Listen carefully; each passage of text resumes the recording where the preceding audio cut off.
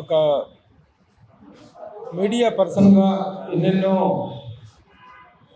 Media కార్యక్రమాల్లో పాల్గొన్న నేను ఈ రోజున నా వ్యక్తిగత జీవితానికి సంబంధించినటువంటి ఒక విషాదాన్ని మీతో షేర్ చేసుకొని జరిగిన వాస్తవాలు ఏంటనేటువంటి విషయాలు మీ ముందుకు తీసుకొచ్చే నిమిత్తం ఈ ప్రెస్ మీట్ నేను కాన్ఫరెన్స్ చేయడం జరిగింది. నేను ఫిలిం జర్నలిస్ట్ కాదు, సినిమా ఇండస్ట్రీలో I'm noted senior film journalist. గత 35 ఏళ్ళుగా ఇండస్ట్రీలో నేను అందరికీ తెలుసుకున్నాను. అయితే ఈ జనవరి 2న నా కుటుంబంలో ఒక విషాదం జరిగింది. నా భార్య దుర్గామాధవి జనవరి 2వ తేదీన ఇంటి నుంచి వెళ్ళిపోయింది. ఆ రోజు ఉదయం నేను మామూలుగా ఆఫీస్కి వెళ్తూ సాయంత్రం ఎర్లీగా వస్తాను, నేను కంగారు పడకు అని చెప్పేసి నేను డ్యూటీకి వెళ్ళడం జరిగింది. నేను సుమన్ టీవీలో చీఫ్ ఎడిటర్గా పనిచేస్తున్నాను. ఫిలిం స్టేషన్కి వెళ్ళాను. ఆ రోజు ఆఫీస్లో వర్క్ చూసుకొని సాయంత్రం కూడాను ఒక function, game changes cinema function ఉంటే ఆ ఫంక్షన్ చూసుకొని రాత్రి 8 గంటల ప్రాంతంలో ఇంటికి వెళ్తూ ఏమైనా తెమ్మంటామని చెప్పి క్యాజువల్గా మా మిస్సెస్కి ఫోన్ చేస్తే ఆ ఫోన్ లిఫ్ట్ చేయలేదు. 2 సార్లు ఫోన్ చేశాను, లిఫ్ట్ చేయలేదు. 3వ సారి కూడా ట్రై చేశాను. తర్వాత డైరెక్ట్గా ఇంటికి వచ్చాను. ఇంటికి వచ్చి నా దగ్గర ఉన్న కీతో తలుపు తీసుకొని లోపలికి వెళ్ళి చూస్తే అంతా సీక్రెట్గా ఉంది, లైట్ కూడా వేయలేదు. ఏంటని చెప్పేసి లోపలికి వెళ్ళి లైట్ తీసుకొని అంతా వెతుకుతూ తను పిలిస్తే ఎక్కడా సమాధానం రాలేదు. కింద బయటకు వెళ్ళిందేమో, కింద వాకింగ్ చేస్తుందని చెప్పేసి అంతా తిరిగి చూశాను. కానీ ఎక్కడ తన ఆచూకీ దొరకలేదు. మరలా అరగంట తర్వాత మళ్ళా ఫోన్ చేస్తే అప్పుడు ఇంట్లోనే ఫోన్ రింగ్ అవుతూ వినిపించింది. ఇదేంటి ఫోన్ ఇంట్లోనే ఉందని చెప్పేసి వెళ్ళి నేను ఫోన్ తీసుకొని చూస్తే ఫోన్ బెడ్రూమ్లో ఉంది. సో ఆ విధంగా ఇంటికి వెళ్ళి చూసిన తర్వాత ఆ ఫోన్ మళ్ళీ నేను ట్రై చేశాను నెంబర్ ఆఫ్ టైమ్స్. చివరకు ఫోన్ ఇంట్లోనే దొరికింది. చాలాసేపు వెయిట్ చేసిన తర్వాత ఎక్కడికి వెళ్ళింది అనేటువంటి కంగారులో మా అమ్మాయికి ఫోన్ చేయటం. మా అమ్మాయికి ఫోన్ చేసిన తర్వాత నేను బయలుదేరి వస్తున్నాను డాడీ అని చెప్పి తను చెప్పింది. ఈ లోపల వాట్సాప్ కానీ గ్యాలరీ కానీ చెక్ చేయండి మీరు అర్జెంటుగా అని చెప్పి చెప్పడంతో గ్యాలరీ చెక్ చేస్తే గ్యాలరీలో ఒక వీడియో కనిపించింది. ఆ వీడియోలో తను సుస్పష్టంగా ఒక వీడియోని రికార్డు చేసింది, ఒక సూసైడ్ నోట్ లాంటి వీడియోని రికార్డు చేసింది. నా చావుకు, నేను చచ్చిపోతున్నాను, నా చావుకు కారణం నా కన్న తల్లి జమ్ముగాని వరలక్ష్మి, మా అన్నయ్య జమ్ముగాని దుర్గాప్రసాద్, మా వదిన జమ్ముగాని అనురాధ, వీరితో పాటు మరొక సమీప బంధువు మన్యం ఆదినారాయణ, అతని తమ్ముడు, చెల్లెలు, ఇతర కుటుంబ సభ్యులు వీళ్ళందరూ నన్ను మోసం చేశారు, నన్ను మానసికంగా క్షోభకు గురి చేశారు, మోసం చేశారు అని. కాబట్టి నేను చచ్చిపోతున్నాను. ఏమండి, ఈ వయసులో మిమ్మల్ని పిల్లల్ని వదిలిపెట్టి, మీకు అండగా ఉండాల్సిన వయసులో మిమ్మల్ని పిల్లల్ని వదిలిపెట్టి వెళ్ళిపోతున్నాను, నన్ను క్షమించండి అని చెప్పి ఒక సూసైడ్ నోట్ ఒకటి కనిపించింది. దాంతో అంతా గుండెలు బాదుకుంటూ అంతలో నా మిత్రులందరూ పరిగెత్తుకుని వచ్చారు. నా మిత్రులందరూ వచ్చారు, మా కుటుంబ సభ్యులు, బంధువులు వచ్చారు.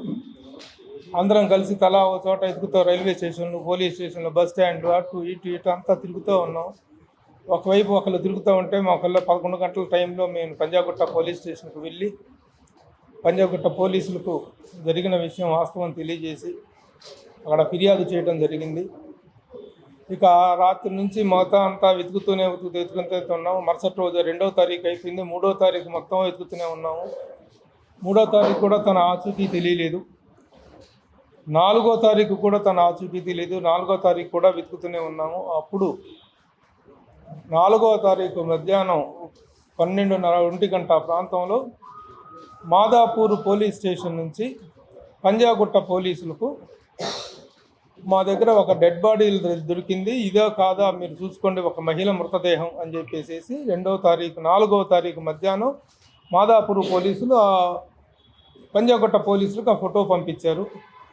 ఆ ఫోటో చూసి పోలీసులు చూపిస్తే ఇక తనదే అని గుర్తుపట్టడం జరిగింది. ఇక మేమందరం దుఃఖంలో మునిగిపోయాము. అందరం చాలా బాధలో ఉన్నాం. ఈ షాకింగ్ న్యూస్ మేము ఎవరూ ఊహించినటువంటి ఒక సంఘటన ఇది. అయితే యాక్చువల్గా తర్వాత మాదాపూర్ పోలీసుల దగ్గర నుంచి దొరికిన సమాచారం ఏంటంటే 2వ తారీఖున తన ఇంట్లో నుంచి వెళ్ళిపోతే అప్పుడు మేము ఆ సీసీటీవీ ఫుటేజ్ అంతా తిరిగి చూస్తే ఇంట్లో ఉన్నటువంటి సీసీటీవీ ఫుటేజ్ అంతా వెతికి చూస్తే 2వ తారీఖు మధ్యాహ్నం 12:20 ప్రాంతంలో తన ఇంట్లో నుంచి వెళ్ళింది. బయటికి వెళ్ళినటువంటి వ్యక్తి అక్కడ రోడ్డు మీదకి వెళ్ళిన తర్వాత మెయిన్ రోడ్డు మీద ఆటో ఎక్కింది. ఆటో ఎక్కిన దాకా ఆ సీసీ ఫుటేజ్ కనిపించింది. ఆ తర్వాత సీసీటీవీ ఫుటేజ్ కనిపించలేదు. ఎటువైపు వెళ్ళిందో కూడా తెలియనట్టుగా ఉంది.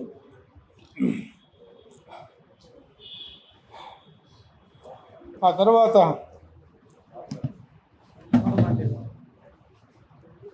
మాదాపూర్ పోలీసులు 2వ తారీఖు ఉదయం డెడ్ బాడీ కలెక్ట్ చేసుకోకపోతే పంజాగుట్ట పోలీసులు ఏమో మేము అందరికీ ఇన్ఫామ్ చేశాము, అన్ని పోలీస్ స్టేషన్లకు మిస్సింగ్ ఇన్ఫర్మేషన్ ఇచ్చాము, ఏ పోలీస్ స్టేషన్లో దొరికినా వెంటనే వాళ్ళు మీకు అంత తెలియజేస్తారని చెప్పారు. అయితే మాదాపూర్ పోలీసులకి 3వ తారీఖు ఉదయం డెడ్ బాడీ దొరికితే వాళ్ళు ఆ సమాచారాన్ని ఆ రోజు సాయంత్రం మీడియాకి ప్రెస్లో అయితే చెప్పారు. డెడ్ బాడీని ఉస్మానియా ఆసుపత్రికి అయితే తరలించారు, కానీ పక్కనే ఉన్నటువంటి పంజాగుట్ట పోలీస్ స్టేషన్కి సమాచారం ఇవ్వటం జరగలేదు. మరి ఆ సమన్వయ లోపం అనేటువంటి దానివల్ల మేము మరలా 48 గంటల పాటు డెడ్ బాడీ కోసం వెతుక్కోవాల్సి వచ్చింది. ఒక ఫోన్ కాల్ అవేలో, ఒక స్నాప్ అవేలో ఉన్నటువంటి టెక్నాలజీ రోజుల్లో ఆ ఇన్ఫర్మేషన్ ఒక పోలీస్ స్టేషన్ నుంచి ఇంకొక పోలీస్ స్టేషన్కి ఒక ఫోన్ కాల్తో వెళ్ళాల్సిన ఇన్ఫర్మేషన్ 2-3 రోజుల దాకా ఇన్ఫర్మేషన్ అందకపోవటం అనేటువంటిది మాకు చాలా బాగా కలిగించింది.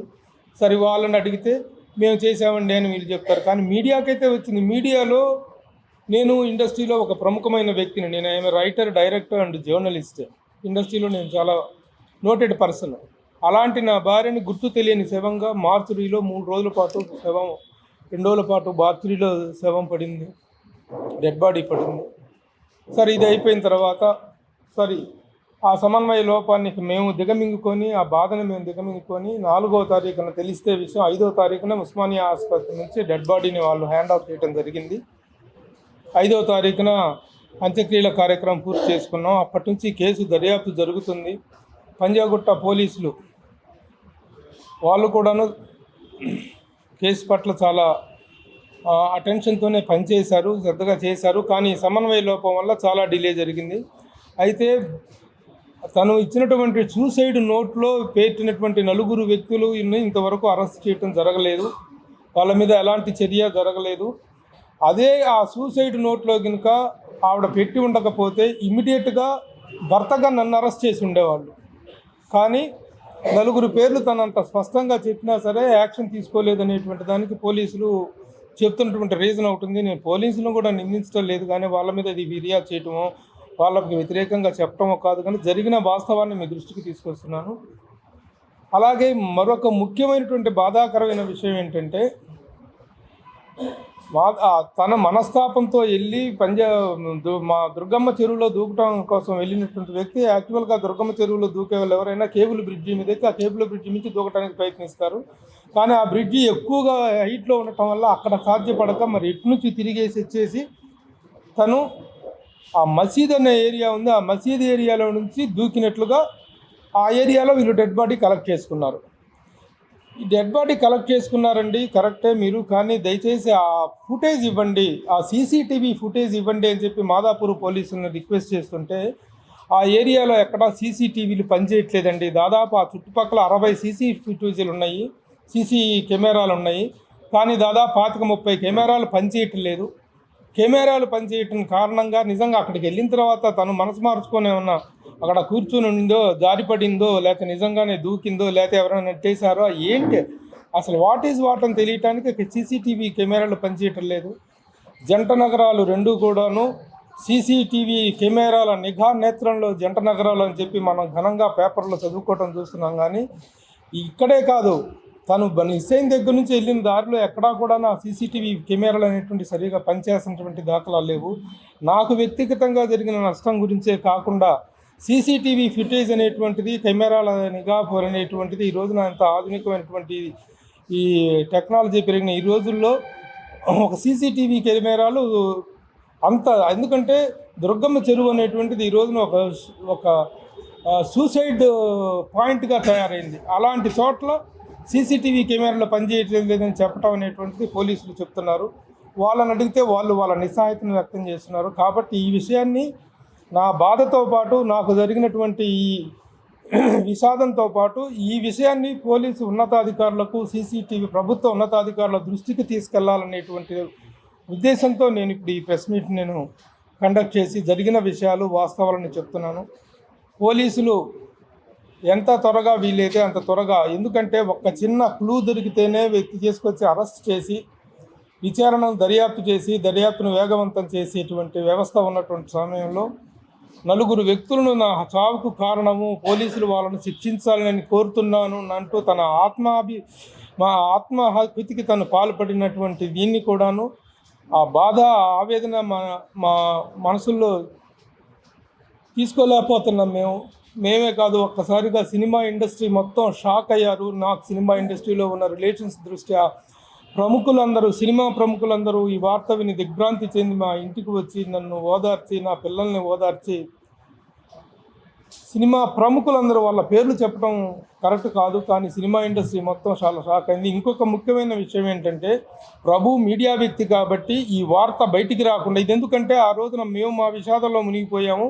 మాదాపూర్ పోలీసులు ఇచ్చినటువంటి కేవలం సాధక సమాచారంలో పత్రికల్లో గుర్తు తెలియని మహిళ శవము అనేటువంటి ఒక్క మాటతో ఇంత చిన్న వార్తతో వెళ్ళింది. యాక్చువల్గా జరిగిన సంఘటన నాకున్నటువంటి సినిమా ఇండస్ట్రీలో నాకున్నటువంటి పేరు ప్రఖ్యాతుల దృష్ట్యా it is a matter of headline. అంత హెడ్లైన్ మ్యాటర్ అయినటువంటిది ఇంత అనామకమైన వార్తతో పోయింది. ఆ వార్త ఇప్పుడు ఏదో హైలైట్ కావాలన్నది కాదు నా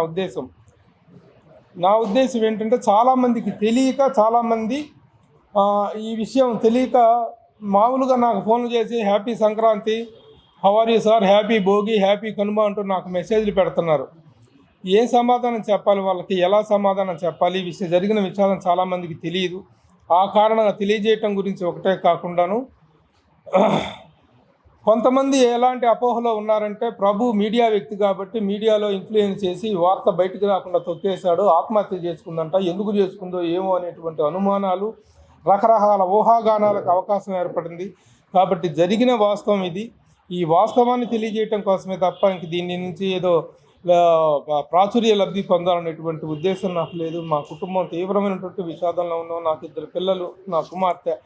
ఆ రోజు నా కుమార్తె కనుక డాడీ గ్యాలరీ చెక్ చేయండి ఇమీడియట్గా అనేటువంటి ఐడియా ఇచ్చి ఉండకపోతే ఇది మేము ఇప్పటికీ కూడా మిస్టరీగా ఉండుండేది. ఆ సూసైడ్ నోట్ లేకపోతే ముందు పోలీసు అరెస్ట్ చేసేది నన్నే.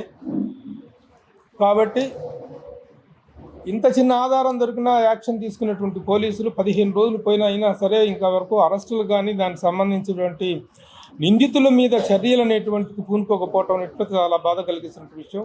కాబట్టి ఈ సీసీటీవీ కెమెరాల విషయము, పోలీస్ యాక్షన్ గురించి విన్నవించుకుంటూ ఎవరి మీద ఫిర్యాదులు చేసే ఓపిక, ఎవరి మీద ఫిర్యాదులు చేసే ఉద్దేశం మాకు లేదు. కానీ జరిగిన వాస్తవానికి సంబంధించినటువంటి చర్యలు తీసుకోవాల్సిందిగా పోలీసు వారికి విజ్ఞప్తి చేస్తున్నాను. ముఖ్యంగా సీసీటీవీ కెమెరాల విషయంలో నగరం ఇంత ప్రతిష్టాత్మకంగా డెవలప్ అయింది, ఇంత టెక్నాలజీ డెవలప్ అయిందని చెప్పుకుంటున్నాము. ఇలాంటి సమయంలో ఈ ఒక చిన్న మ్యాటర్ని బయట తెచ్చుకోలేని, వెలికి తీయలేనటువంటి పరిస్థితుల్లో మన నిఘా వ్యవస్థ ఉందనేటువంటి బాధ కలుగుతుంది. ఎందుకంటే మొన్ననే కమిషనరేట్లో అక్కడ చాలా భారీ స్థాయిలో కమాండ్ కంట్రోల్లో పోలీసు నిఘా వ్యవస్థ అనేటువంటి సీసీ కెమెరాల వ్యవస్థ అనేటువంటిది అత్యద్భుతంగా పనిచేస్తుంది అనేటువంటిది అందరము అనుకున్నాం. కానీ ఇంత చిన్న విషయంలో కూడాను క్లూస్ సంపాదించలేక కెమెరాలు మిస్ అవ్వటం అనేటువంటి దాన్ని మీద చర్యలు తీసుకోవాల్సిందిగా కోరుతున్నాను. నమస్కారం. మీరే అని అడిగితే చెప్తాను. అట్లాగే నా భార్య పెట్టిన వీడియో అది చూడండి ఒకసారి.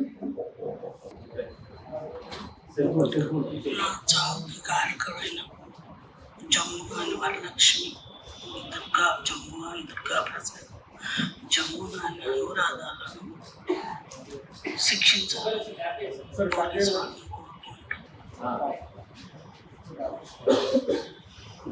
మన్ను ఆదినారాయణ కూడా నన్ను మోసం చేశాడు. జమ్ముగాని వరలక్ష్మి వాళ్ళు మోసం చేశారు.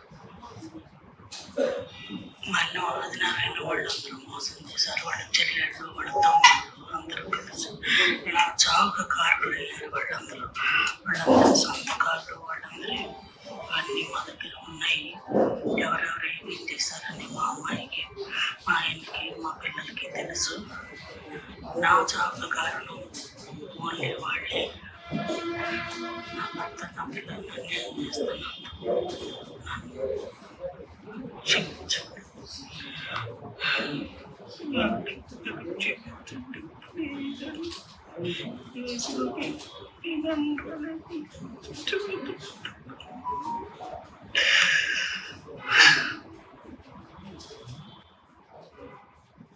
ఏమండి క్షమించండి, ఈ వయసులో మిమ్మల్ని ఒంటరిగా వదిలిపెట్టి వెళ్ళిపోతున్నాను అని చెప్పి మీకు వదిలేసినటువంటి ఆ చివరి మాటలే మా గుండెలు చీల్చేస్తున్నాయి.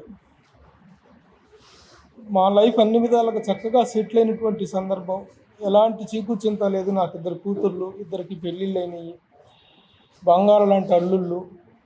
నేను మంచి పొజిషన్లో, సుమన్ టీవీలో మంచి పొజిషన్లో సీనియర్ జర్నలిస్ట్గా నాకంటూ సమాజంలో ఒక గౌరవం, ఒక గుర్తింపు ఉంది. అన్ని విధాలుగా హ్యాపీగా ఉన్న టైంలో కేవలం కానీ ఎక్కడైనా ఎక్కడైనా అత్తింటి ఆరేళ్లకు ఇంకేదో దుర్మార్గాలకు బలవుతారు, కానీ పుట్టింటి ఆరేళ్లకు బలైనటువంటి పరిస్థితి నా జీవితంలోనే ఎదురైంది. నాకే ఎదురైంది. నా భార్య ఆ పుట్టింటిలో వాళ్ళ అమ్మ, వాళ్ళ నాన్న బతికుండగా, ఆయన చచ్చిపోయాడు, వాళ్ళ నాన్న బతికుండగా కూడాను ఒక డిస్పారిటీ, ఆడపిల్ల వేరు మగపిల్లాడు వేరు అనేటువంటి ఆ డిస్పారిటీని మొదటి నుంచి చూపించేవాళ్ళు. వాళ్ళను వదిలేసేయి, మనకెందుకు, మన జీవితం, మనం హ్యాపీగా ఉన్నాం, మన పిల్లలు హ్యాపీగా ఉన్నారు, ఎందుకు వాళ్ళ గురించి ఇది చేస్తామని చెప్పేసి ఎంతగానో చెప్పినా సరే వాళ్ళ అమ్మ ఒక సందర్భంలో మాట్లాడినటువంటి ఒక దుర్భాషని తట్టుకోలేక, ఒక సందర్భంలో ఆస్తి పంపకాల విషయంలో అంత ఆస్తి మొత్తం కొడుకు పేరు మీద రాశాడు వాళ్ళ నాన్న. కొడుకు పేరు మీద రాస్తే నా కూతురు పెళ్ళి నేను చాలా ఘనంగా నిర్వహించుకున్నాను. ఆ పెళ్ళిలో వాళ్ళ పెత్తనము, వాళ్ళ ఆధిపత్యము లేదు. సినిమా ప్రముఖులందరూ వచ్చేసి సినిమా ఇండస్ట్రీ మొత్తం నా కూతురు పెళ్ళికి వచ్చేసారు. ఆ వైభవాన్ని చూసుకొని కన్న వాళ్ళే కుళ్ళుకొని ఆ రోజు నుంచి వెళ్ళిపోయే ఆస్తి అంతా కొడుకు పేరు మీద రాసుకుంటే నాకు అవసరం లేని నీ ఆస్తి, నాకు అవసరం లేని నీ ఆస్తి కోసం నేను ఆశపడలేదు, నేను యాచించలేదు. ఆ తరువాత వాళ్ళ ఇల్లు,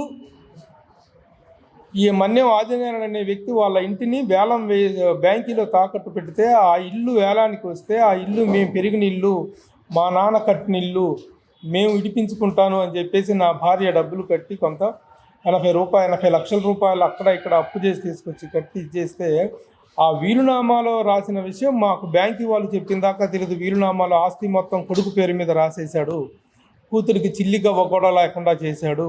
కూతురికే కాదు, తల్లి పేరు మీద ఆస్తి రాస్తే దాంట్లో కూతురికి హక్కు ఉంటుందని చెప్పేసినటువంటి దుర్బుద్ధితో, దూరాలోచనతోటి భార్య పేరు మీద కూడా ఒక్క గజం స్థలం కూడా రాయకుండా చచ్చిపోయాడు మా మామగారు.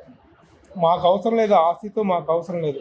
కానీ మేము వాళ్ళు కట్టిన ఇల్లు కష్టాల్లో ఉంది, బ్యాంకీలో వేలానికి వెళ్ళిపోతే పరుగు పోతుందని చెప్పి నా భార్య ఎగబడిపోయి డబ్బు కట్టి ఆ ఇంటిని విడిపిస్తే ఆ డబ్బులు మాకు కొంతకాలానికి ఇచ్చినప్పటికీ తర్వాత పెద్ద మనుషులతో పంచాయతీ చేసి మా కొడుకు పేరు మీదనే అంతా రాయటువంటి, కూతురికి పేరు మీద కూడా రాయాలి కదా, అదేం పని అని చెప్పి పెద్ద మనుషులు మందలిచ్చి ఒక స్థలాన్ని నా భార్య పేరు మీద రాసేలాగా పెద్ద మనుషులు ఒప్పందం చేశారు.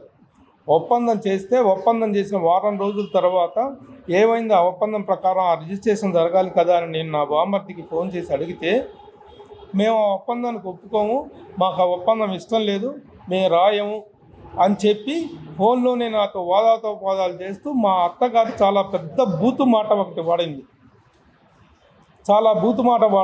మంది సొమ్ము డాష్ అంటూ చాలా బూతు మాట వాడటంతో ఆ మాట విన్న దగ్గర నుంచి నా భార్య విపరీతమైన మానసిక క్షోభకి గురయ్యి, నేను మందికి పుట్టే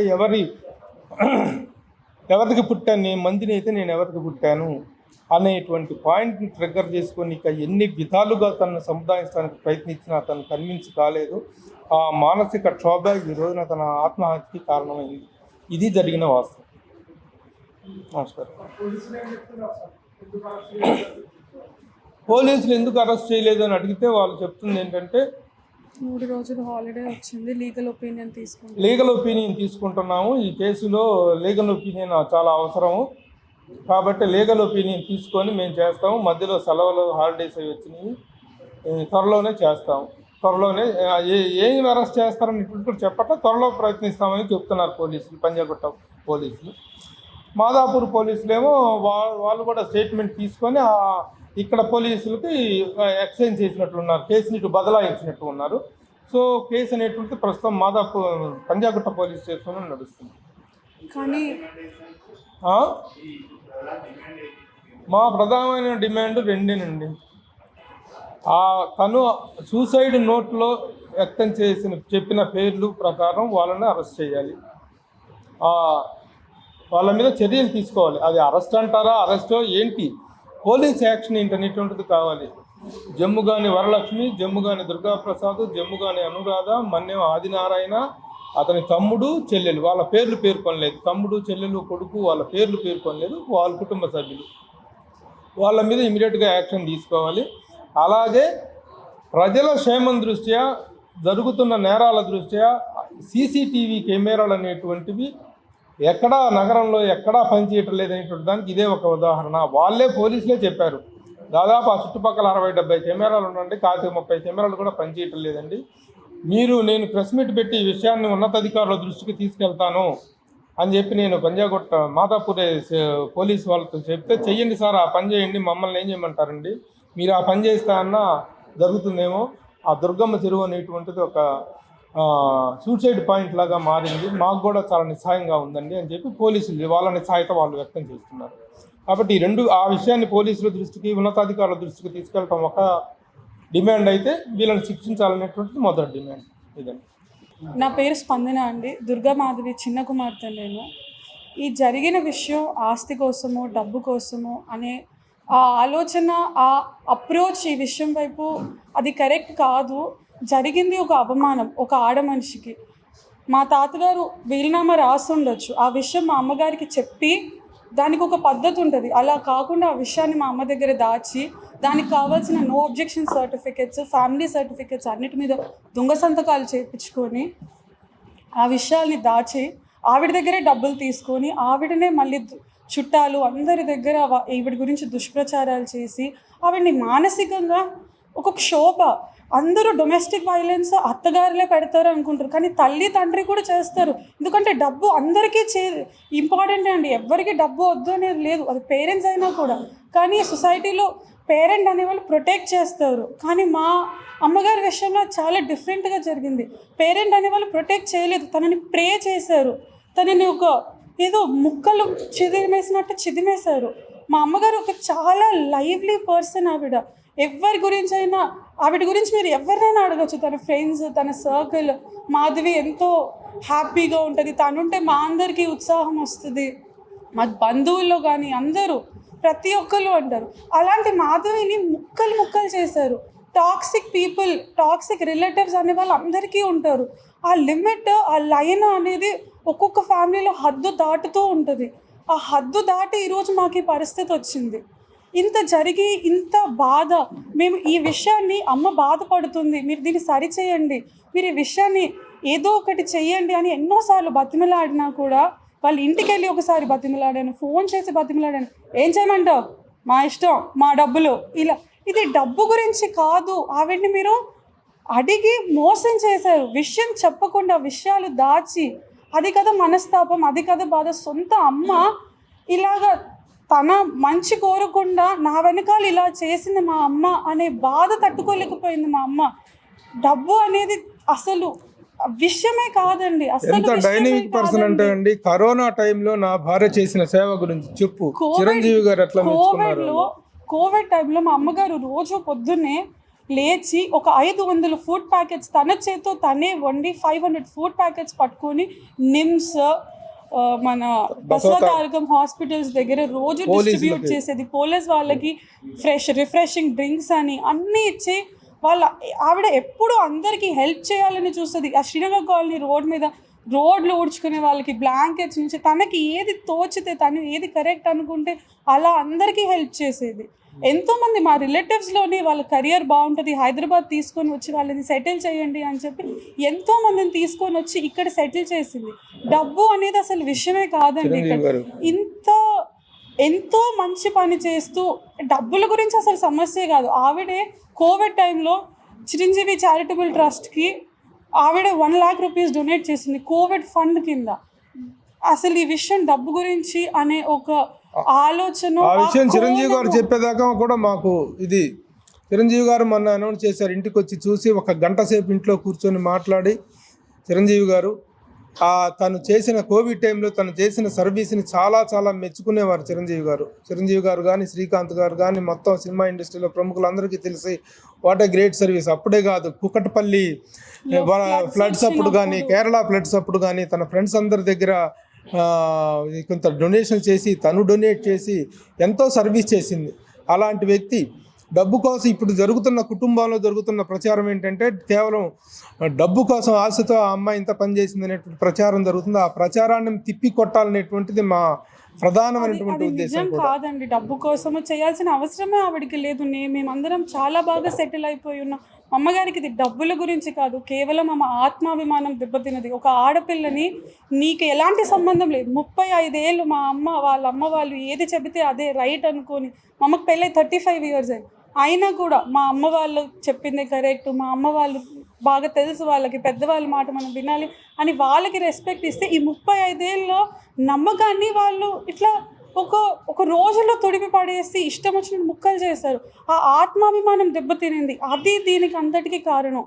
ఆ విషయాన్ని అందరూ గుర్తించాలని నేను కోరుకుంటున్నాను. That is the one request. And మాకు కేవలం న్యాయమే కావాలి. ఈ విషయం పట్ల మాకు కావాల్సింది పోలీసులు వాళ్ళ మీద కఠిన చర్యలు తీసుకోవాలి. ఎందుకంటే ఇలాంటి టాక్సిక్ పీపుల్ సొసైటీలో ఉండకూడదండి. అండ్ ఇలాంటి వాళ్ళని ఒకసారి శిక్షిస్తే మిగతా వాళ్ళకు కూడా భయం వస్తుంది. సొంత చెల్లిని, సొంత కూతుర్ని, సొంత ఆడబిడ్డని మనం ఏదంటే అది చేద్దాం, ఎవరేం చేస్తారు అనే ధైర్యం, బ్లేమ్ గేమ్ ఏదంటే అది మాట్లాడడం, ఈ బ్లేమ్ గేమ్స్ని, ఈ ఇట్లాంటి ఒక టాక్సిక్ నేచర్ని ఆపాలి. రిలేటివ్స్ ఇచ్చే ఈ టాక్సిసిటీని ఆపాలండి. Thank you. సుమన్ టీవీలో మీ పర్సనల్ అండ్ బిజినెస్ ప్రమోషన్స్ కోసం కింది నెంబర్కి కాంటాక్ట్ చేయండి.